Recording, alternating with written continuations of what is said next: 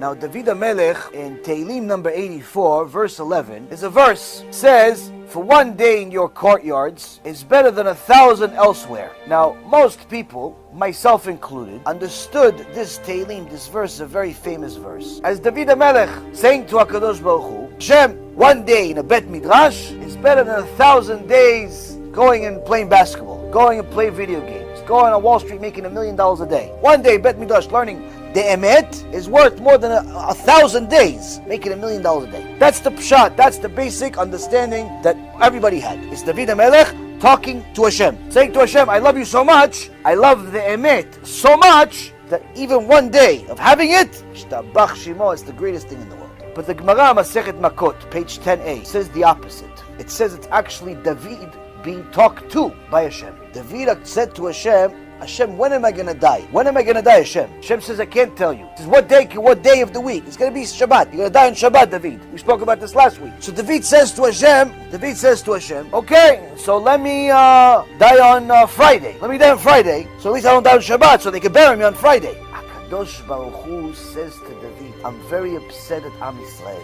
Very upset at Am Yisrael. Why am I upset? All of Am Yisrael, all of the people under David HaMelech are looking forward for David to die. Why? Because they already know the prophecy is, as soon as David HaMelech dies, HaKadosh Baruch Hu is going to give the kingdom to his son Shlomo, and Shlomo is going to build a Bet HaMikdash. Bet HaMikdash, it's like having HaKadosh Baruch Hu on better than WhatsApp, being friends with Hashem on Facebook. Shtabach Shemo, you go to Bet HaMikdash, talk to Hashem. See a fire coming from heaven every single day in the shape of a lion to burn the korbanot. Imagine the cloud, but it's fire, blue fire, coming down from heaven every day. Lion. Who's not going to believe in miracles? Who's not going to believe in Ashgacha Pratit? You're seeing stuff happen. It's not like stories anymore. So all of Am Yisrael is looking forward to this. They want to build a Bet HaMikdash. David HaMelech says to Hashem, let me die earlier, so that way everybody wins. One, I don't die on Shabbat, so because you can't bury a person on Shabbat. I die on Friday. And two, Am Yisrael is happy. Why? I die a little earlier. HaKadosh Baruch Hu says to David, one day of your learning Torah is worth to me more than 1,000 korbanot, 1,000 sacrifices that your son and the rest of Am Yisrael will make in the Bet HaMikdash. Why is this a big deal to us, Rabotai? HaKadosh Baruch Hu told David, you learning Torah is worth to me more than the Bet HaMikdash itself, more than the korbanot, more than everything. Why is this important? That means that you sitting here right now, listening to Torah, is worth to HaKadosh Baruch Hu more than all of the sacrifices of the Bet HaMikdash. You opening a Gemara, learning, sweating a little bit, trying to figure out what does it actually mean? Who's against who?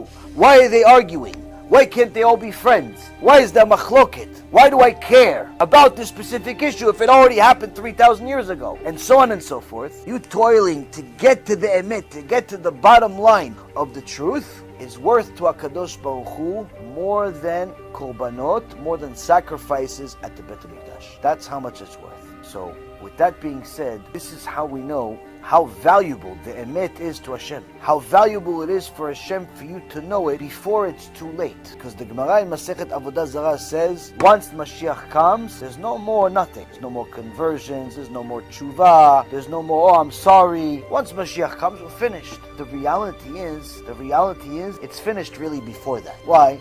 Why is it finished before that? Because Gog Magog is going to happen before the Mashiach comes. Gog Magog is not going to be a peaceful war. You know, one side shoots, the other one waits, gets hit. Okay, you know what? We'll wait 2 weeks, then we'll hit you back. Gog Magog is going to be a very, very scary war, making everything else that happened before it seem like child's play. And that means we're not going to have the opportunities we have today to study Torah whenever we feel like it. Go, wake up, look at your phone. Instead of seeing all the junk, you go on be'ezathashem.org, you go to our YouTube channel, you go to our app, you go to the podcast, you press play, and you sit there while you're drinking your coffee. A few times a week, you roll out of bed, you have a shiur 20 minutes away, 5 minutes away, for free. We're not going to have those opportunities. Meaning that to do tshuva during the war is not going to be a piece of cake. Go to minyan, go pray. You have 5, 6, 7, 10 choices in many Jewish communities. You can pray whenever you feel like it sometimes. You need tefillin. All you got to do, make a phone call, send a text message, send a few dollars. You got tefillin within a few days. You want a book? You go on the internet,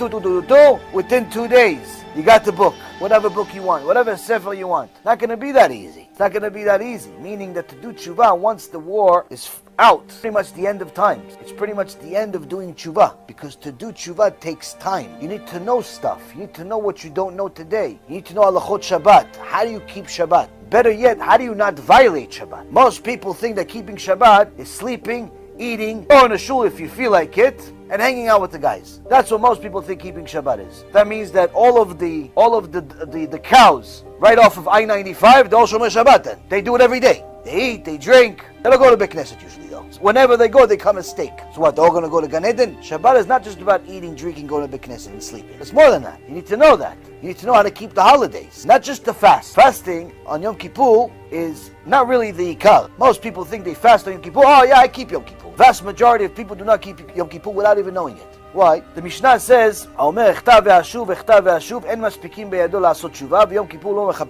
Someone who says, I'm going to sin, then do tshuva, sin, do tshuva, HaKadosh Baruch Hu is not going to let him do tshuva, and even Yom Kippur is not going to help him. So Chamim say, what does this mean? Yom Kippur, Rabotai, the Gemara Masechet Ta'anit, page 25a, says, the whole point of Yom Kippur is for you to do tshuva, not for you to fast. If you fasted on Yom Kippur, but you didn't do tshuva, you didn't commit to stop sinning, all you did is diet. In Shemaim, they don't even count that you kept Yom Kippur. It's meaningless. Hashem doesn't care if you eat. Hashem cares if you eat. If he didn't want you to eat, he just put starvation, famine. Everybody's religious. So the point is, Rabotai, these are the types of things you're going to need to know, because that's the emet. That's the emet. If you didn't know it until now, Baruch haba. Welcome. This is Judaism. Does that mean it's really hard? Not necessarily. Judaism is not hard. It's only hard for people who don't want to do it. If you don't want to change your life, Judaism is extremely hard. But if you want to change your life, you want to be a better person, you want to be closer to Hashem, then Judaism is very easy.